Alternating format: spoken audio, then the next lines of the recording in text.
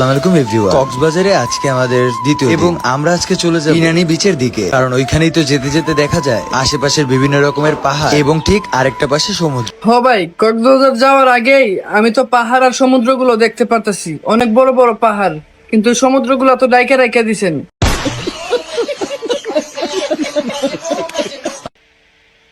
আমি তো রাজার বউ নিয়ে এসব বলতেছি, আর রাজার বউ মারা নিয়ে আমাকে কি বলে শুনো। রাজাকে এভাবে বলতিছো? রাজার বউ এত ফেরেশতা না, ঠিক আছে? একদম ভরে দিবে রাজার বউ, ভরে দিবে রাজার। তো ফাইনালি এই মারানির কাছে ওইটা না থাকা সত্ত্বেও, মানে ওইটা না থাকা সত্ত্বেও সে বলতেছে বলে দিবে নাকি, তাতেই বোঝা যায় যে সে কলকাতাতে এটা লাগাই নিয়ে আসছে।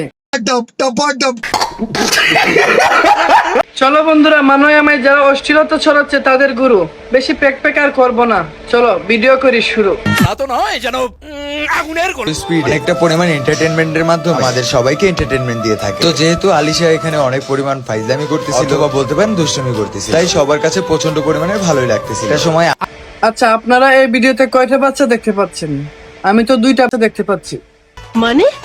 মানে হলো এটাই, আপনি যদি খেয়াল করে দেখেন এখানে 2টা বাচ্চার মধ্যে 2টা বাচ্চারই হাফ প্যান্ট, মানে কারোই ফুল প্যান্ট নাই, শুধু একজনের পার্থক্য হলো এটাই।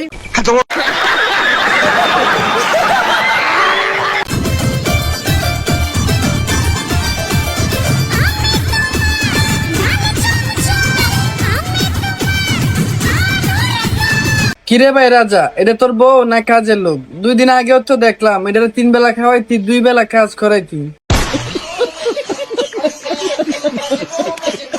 এখন আবার মেয়েটা প্রেগনেন্ট, তার মধ্যে লাইভে গিয়ে মানুষের সাথে খারাপ কন্ট্রোভার্সি করে ভিউ কামাচ্ছে। আবার কক্সবাজারে গিয়ে পাহাড় এবং সমুদ্র দেখানোর নামে অশ্লীলতা দেখিয়ে ভিউ কামাচ্ছিস। कैसे कैसे लोग रहते हैं यार यहाँ पे।